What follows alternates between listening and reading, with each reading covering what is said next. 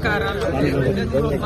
నాతో పాటు సురేఖ ఇద్దరం కలిసి ఇక్కడ మరి మాజీ సీఎం గారు ఆపోజిషన్ లీడర్ గా ప్రతిపక్ష నేతగా ఉన్నటువంటి కేసీఆర్ గారిని కలిసి మరి జనవరి 28 నుంచి 31 వరకు జరిగేటువంటి మన రాష్ట్ర పండుగగా మరి దేశ విదేశాల నుంచి కూడా ఎంతో మంది భక్తులు వచ్చేటువంటి పండుగ, మరి కొంగు బంగారంలా కోరిన కోరికలు తీరుస్తున్నటువంటి సమ్మక్క సారలమ్మ మహాజాతర జరుగుతున్న సందర్భంగా మరి మాజీ ముఖ్యమంత్రి గారు గౌరవ శ్రీ కేసీఆర్ గారిని నేను, మా అక్క సురేఖ అక్క గారు, అదేవిధంగా ఇక్కడ ఆకాంక్ష గారు, మన జిల్లా అధ్యక్షురాలు, మా ములుగు జిల్లా అధ్యక్షుడు డిసిసి పైడాకుల అశోక్ గారు మేమందరం కలిసి రావడం జరిగింది.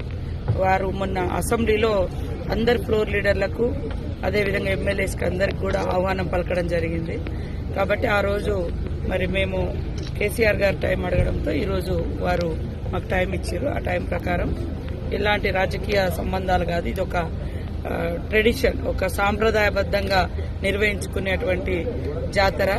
ఆదివాసీ బిడ్డలుగా పుట్టినటువంటి సమ్మక్క సారలమ్మలు కానీ ఈ రాష్ట్రంలో కానీ పక్క రాష్ట్రాల్లో కానీ అందరి దేవులుగా ఒక కులము, మతము, ప్రాంతము అనేటువంటి తేడా లేకుండా మరి అందరి కోరిన కోరికలు తీర్చే తల్లులుగా ఉన్నారు. కాబట్టి ఈ యొక్క మహాజాతరకు మేము ఆహ్వానించడం జరిగింది. వారు అదేవిధంగా కేసీఆర్ గారు, వారి సతీమణి శోభమ్మ గారు కూడా ఇద్దరు కూడా కూర్చొని మేము ఇచ్చినటువంటి ఆహ్వానాన్ని స్వీకరించడం జరిగింది. అదేవిధంగా పట్టు వస్త్రాలను కూడా మేము దేవుని తరఫున వారికి అందించడం జరిగింది. వారు కూడా సంతోషంగా స్వీకరించి రిటర్న్ మాకు కూడా ఇద్దరికి చీరలు పెట్టడం జరిగింది. సంతోషం. ఇది రాజకీయాలు మాట్లాడుకునే టైం కాదు, రాజకీయ వేదిక కాదు.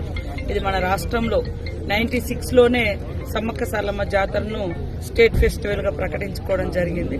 కాబట్టి అన్ని పక్షాలను, అన్ని కులాలు, అన్ని మతాలు, అన్ని ప్రాంతాలను కూడా ఆ ప్రాంత ఆడబిడ్డలుగా మేము ఆహ్వానించడం జరుగుతుంది. కాబట్టి తప్పకుండా వారు కూడా రావాలని కోరినాం. వారు కూడా సానుకూలంగా స్పందించడం జరిగింది.